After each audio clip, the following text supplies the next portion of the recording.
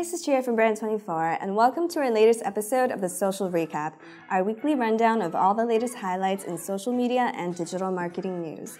So this week, we're recapping the latest changes in Facebook, changes that have affected the way others use the platform and that may affect the way that you do as well. So you've probably heard about the Facebook and Cambridge Analytica scandal. Well, if not, here's a quick recap. Cambridge Analytica is the political consulting firm that has been linked to using sketchy digital methods to swing the last US presidential election via Facebook. How? Well, a now former employee at the consulting firm had created an app for a personality quiz on Facebook. It basically collected private data from any users who took the quiz, and due to a loophole in Facebook's API, it was also harvesting private data from all the Facebook friends of those quiz takers. They were reported to be using the data to create fake news in order to swing votes and, of course, selling that data that they had collected from Facebook. So while these actions certainly had not been condoned by Facebook itself, the main issue here is security. A third-party developer was able to engineer an app and harvest all kinds of personal data from Facebook users who interacted with it. Plus, a loophole had made it possible for them to also mine data from the Facebook friends of those users, all without their knowledge or consent. It was pretty far-reaching. Facebook users, advertisers, and businesses everywhere are kind of freaking out about the security breach, which brings us to a few major results of the scandal. Big names like Brian Acton and Elon Musk have seriously been distancing themselves from Facebook after the Cambridge Analytica scandal. In case you've forgotten, Facebook bought WhatsApp for about $19 billion back in 2014, making the CEO, Brian Acton, a billionaire. But that didn't stop him from jumping onto the delete Facebook bandwagon. And even Elon Musk has followed suit. When Acton went live and tweeted, "It's time, #delete Facebook," Musk replied with, "What's Facebook?"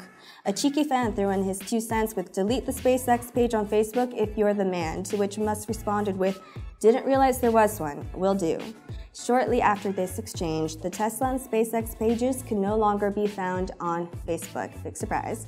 And a few big brands are also following suit.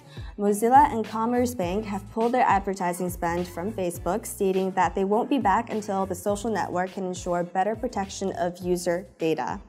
So, how has Facebook been responding to this series of unfortunate events? Well, one way is by reshaping the way that their advertisers are able to target specific audiences. Just last month, without any public announcement, Facebook low-key removed the interested in field from the relationship section in user profiles. So previously, Facebook users could indicate whether they were interested in men or women, making it possible for advertisers to target audiences based on sexual orientation. Now, this is no longer possible. Naturally, any changes that result in less specific targeting will be met with mixed feelings, especially by advertisers, but it seems to be necessary as Facebook figures out the best way to regulate and protect their user data. So Facebook CEO Mark Zuckerberg has recently apologized for the Cambridge Analytica scandal in a very long and public post directly from his profile on the social network, as well as in an interview on CNN stating, "This was a major breach of trust and I'm really sorry this happened. Our responsibility now is to make sure this does not happen again." They also took out full-page print ads in the Washington Post, the New York Times, the Wall Street Journal, and 6 other UK papers, featuring in bold an apology from Facebook. "We have a responsibility to protect your information. If we can't, we don't deserve it." So from his own profile on Facebook, Zuckerberg explained the Cambridge Analytica situation to his readers and added a basic outline of the steps that the social network has and will be taking to ensure data security.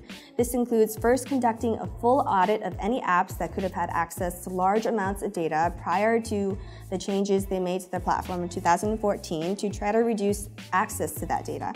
Secondly, they'll be putting more restrictions on developer access to user data. For example, if you're a Facebook user who has not used an app in 3 months, Facebook will be removing access to your data for that app. And the app will only be able to access your name, profile picture, and email address. Other changes are coming soon. Thirdly, Facebook will be actively reminding users about the apps that they've allowed to access their data. There is currently a way to view this in your privacy settings, but now Facebook will be making this information available from your news feed. So you'll be able to see which apps you've used, and you can easily revoke any permissions to your data. This is all part of Facebook's multi-step plan designed to reduce the amount of data that is shared by users with third-party developers. We expect to see a few more changes to the platform soon, and hopefully they'll result in tighter security. And that's enough social media news for today. Now it's time to take a look at some digital marketing tools. So our two favorite tools of the week are Boost Linguistics and BannerSnack. Boost Linguistics is an AI and natural language processing software that helps digital marketers engage with their audience. By analyzing your content for sentiment and other emotional cues, the algorithm helps marketers get a sense of how their audience may relate to their copy.